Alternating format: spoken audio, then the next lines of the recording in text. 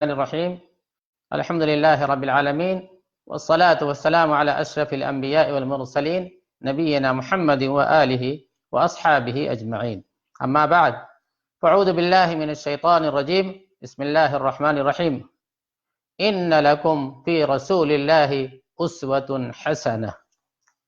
محترم سامعین کرام، آپ کی خدمت میں حضرت محمد صلی اللہ علیہ وسلم کی سیرت طیبہ کا سلسلہ شروع کیا جا رہا ہے۔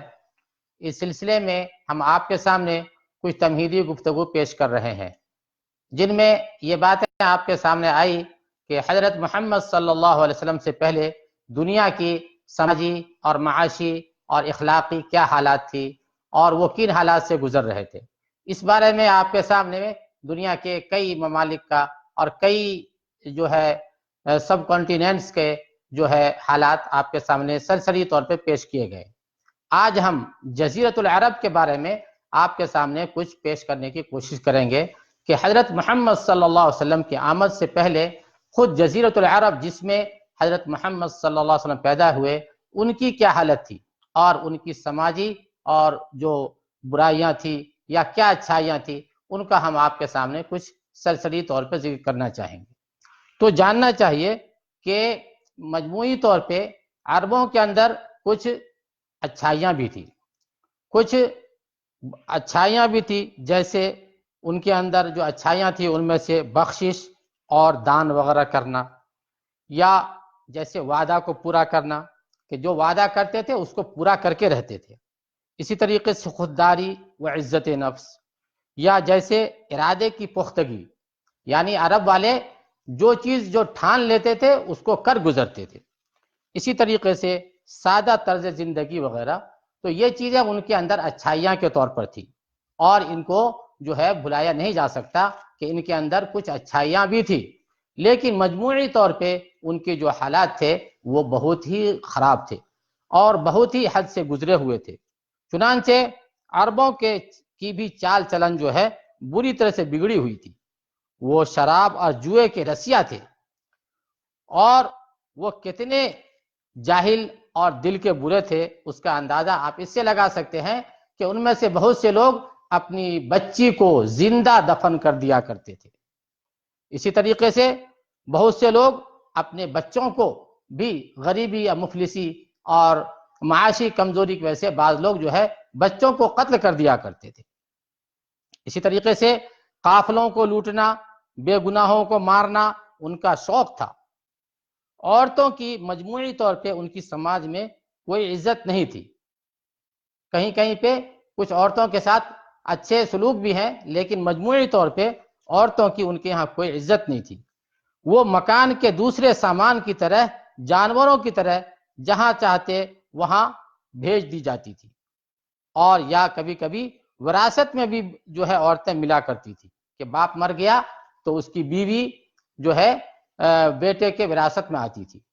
تو بیوی میں سے جو سوتیلی مائیں ہوتی تھی ان سے بیٹا کبھی کبھی نکاح بھی کر لیا کرتا تھا۔ یہاں تک کہ کچھ کھانے ایسے تھے جو صرف مرد ہی کھا سکتے تھے، عورتیں نہیں کھا سکتی تھی۔ آدمی جتنی عورتوں سے چاہتا شادی کر سکتا تھا، کوئی روک ٹوک نہیں تھی اس کے لیے۔ یہاں تک کہ کبھی کبھی دو سگی بہنوں سے بھی ایک ہی آدمی شادی کر لیا کرتا تھا، اور ان کے اوپر کوئی پابندی نہیں تھی۔ باپ کے مرنے کے بعد بیٹا اپنی سوتیلی ماں سے بھی نکاح کر لیا کرتا تھا۔ عورتوں کی حالت یہ تھی کہ وہ بیچی اور خریدی جاتی تھی، اور بعض اوقات کبھی کبھی ان کے ساتھ مٹی پتھر جیسا سلوک کیا جاتا تھا۔ عورت اگر کوئی شادی کرنا چاہتی تو اپنے گارڈین کی مرضی کے بغیر شادی نہیں کر سکتی تھی۔ ان کے جو ولی ہوتے تھے، جو گارڈین ذمہ دار ہوتے تھے، ان کی اجازت ضروری اور لازمی ہوتی تھی۔ ان کی مرضی اور ان کی چاہے بغیر عورت شادی نہیں کر سکتی تھی۔ اسی طریقے سے ان کی جو حالات تھی وہ بہت حد تک بری ہوئی تھی۔ بہت سے لوگ اپنی اولاد کو غریبی، معاشی پریشانی وغیرہ کے ڈر سے مار دیا کرتے تھے، جیسا کہ پہلے بھی بیان کیا جا چکا ہے۔ قبائلی اور نسلی، خاندانی اور خونی بھید بھاؤ ان کے یہاں بہت زیادہ تھی۔ اور بڑی بڑی شدید جنگیں ہوا کرتی تھی ان کے بیچ، جہاں تک کہ لڑائی ان کی گھٹی میں پڑی ہوئی تھی۔ ایک دوسرے کو قتل کرنا ان کے لیے کھیل تماشا تھا۔ ایک معمولی گھٹنا، ایک معمولی جھگڑا، ایک معمولی واقعہ بڑی بڑی بھیانک اور لمبی جنگوں کا سبب اور وجہ بن جایا کرتی تھی۔ بعض مرتبہ بعض جنگیں 40 سال تک چلی، معمولی بات کے لیے جنگ چھڑی اور وہ 40 سال تک چلتی رہی۔ اس دوران جو ہے ہزاروں لوگ اپنی جانوں سے ہاتھ دھو بیٹھے، ہزاروں لوگ مارے گئے ایک معمولی بات کے لیے۔ جیسے کہ کہا جاتا ہے کہ پانی لے رہا تھا دو قبیلہ کے لوگ پانی بھر رہے تھے یا اپنے اونٹ کو پانی پلا رہے تھے، تو ایک قبیلہ نے اپنے اونٹ کو پہلے پانی پلا دیا، نمبر تھا دوسرے کا لیکن اس نے پلا دیا، تو اس کی وجہ سے جنگیں ہوئی تو 40 سال تک چلی اور ہزاروں لوگوں کی جانیں چلی گئی۔ یہ تھی ان کی جہالت اور یہ تھی ان کی صورتحال۔ بھوک، فقر و فاقہ، وبا کی وبا عام تھی، لوگ ضروری کپڑے اور لباس سے بھی بہت حد تک محروم تھے، ضروری کپڑے بھی انہیں میسر اور حاصل نہیں تھے۔ اور عام لوگ مالک اور غلام، حاکم اور محکوم کے دو حصوں میں بٹے ہوئے تھے، یعنی ایک طرف جو ہے مالک اور آقا ہوتا تھا اور ایک طرف غلام ہوتے تھے۔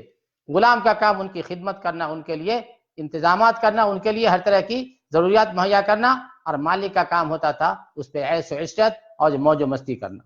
تو دوستو، آج کے سبق میں ہم نے جزیرۃ العرب کی جو صورتحال تھی سماجی، اس کو ہم نے کچھ سرسری طور پہ آپ کے سامنے پیش کرنے کی کوشش کیا ہے۔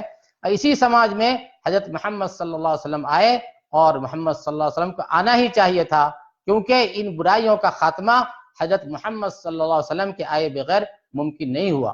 الحمدللہ اللہ نے اپنے نبی حضرت محمد صلی اللہ علیہ وسلم کو اس عرب سماج میں بھیجا اور پوری دنیا کے لیے ہدایت کا ذریعہ بنایا، پوری دنیا کے لیے کامیابی کا ذریعہ حضرت محمد صلی اللہ علیہ وسلم کا لایا ہوا دین کو اللہ نے قرار دیا۔